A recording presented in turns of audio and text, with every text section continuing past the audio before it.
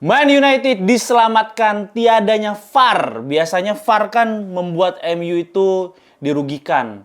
Kali ini tanpa adanya VAR akhirnya MU bisa beruntung karena gol Harry Maguire di menit akhir tadi tuh sempat terlihat offside. Tapi karena VAR baru diadakan atau digunakan pada perempat final kalau nggak salah di FA Cup, itu membuat MU jadi bisa menang.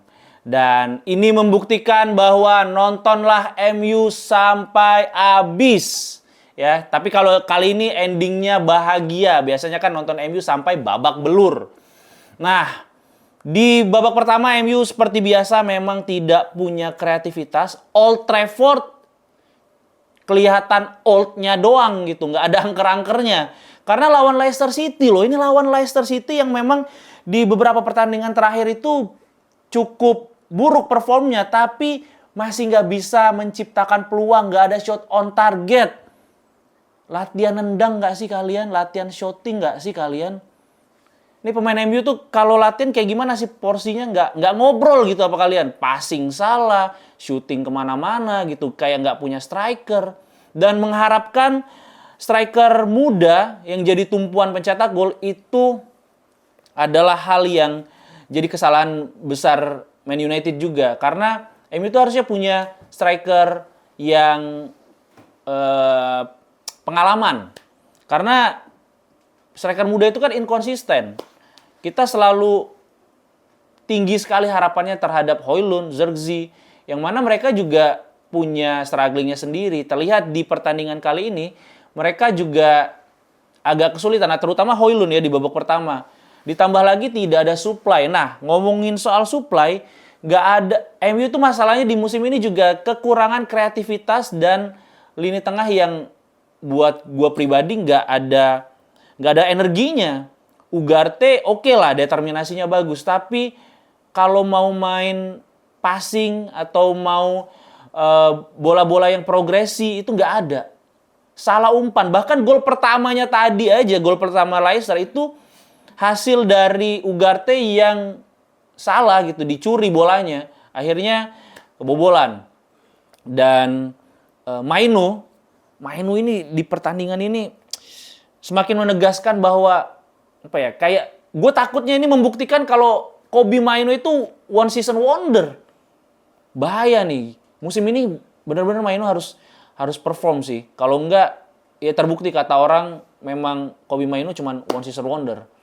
Dan di babak pertama gol tercipta, koordinasi lini belakang cukup shaky, Maguire entah kemana waktu gol Leicester gitu.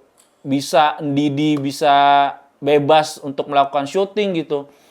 Dan tidak ada pengawalan yang berarti juga, bisa kosong di kotak penalti itu kan berarti ada kesalahan sistem pertahanan. Kalau bisa ada pemain berdiri bebas di kotak penalti saat menyerang itu pasti ada kesalahan sistem bertahan. Dan nggak habis pikir juga, Dorgu yang debut di pertandingan kali ini ternyata ditaruh di bek kanan. Ya, Dalo di bek kiri, mungkin karena komunis Dalo ya, jadi mainnya dipaksain di kiri terus gitu. Karena memang beberapa kali di musim ini Dalo itu nggak begitu efektif di kiri. Tapi mungkin ini kita husnuzon ke Amorim. Bahwa Amorim udah biasa melihat Dalo di kiri.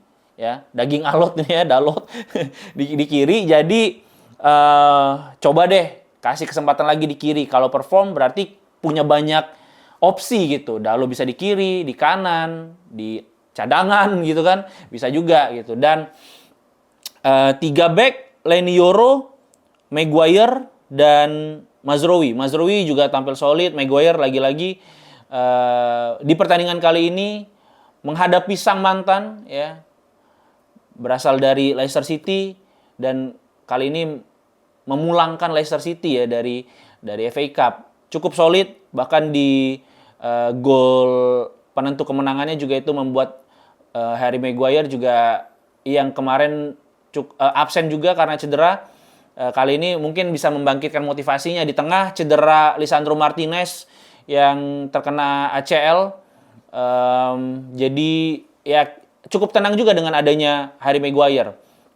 Kemudian Leny Yoro nih. Leny Yoro di right center back itu tadi cukup shaky, bahkan beberapa kali juga terlambat untuk menutup pergerakan pemain dari Leicester, tapi di babak kedua ya impresif, cukup impresif.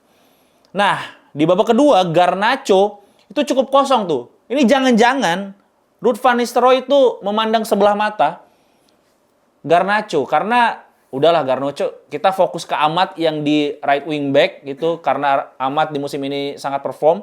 Jadi Garnacho dibiarin kosong, dan terbukti Nistelrooy ya, Garnacho dibiarin kosong juga nggak bisa apa-apa. Berapa kali bisa cut inside tapi kualitas end passing-nya jelek banget.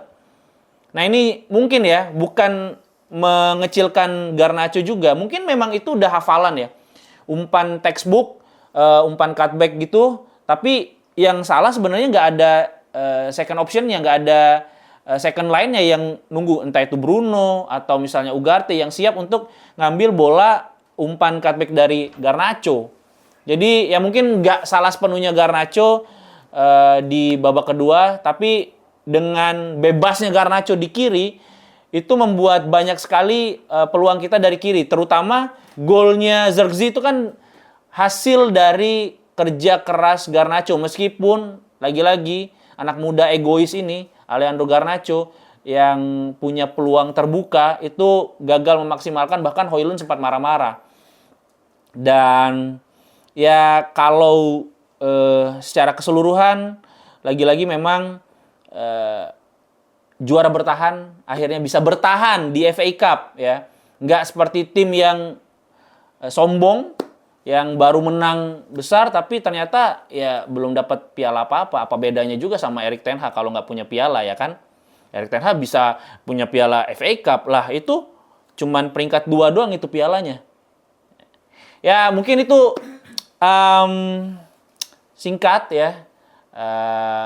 Review pertandingan FA Cup. Mungkin ini bukan dijadikan hal yang bisa disombongkan, dibanggakan, karena memang lawannya lagi-lagi Leicester City yang performanya cukup berantakan di beberapa pertandingan, tapi setidaknya membawa kembali Man United di jalur kemenangan setelah kemarin kalah lawan Crystal Palace.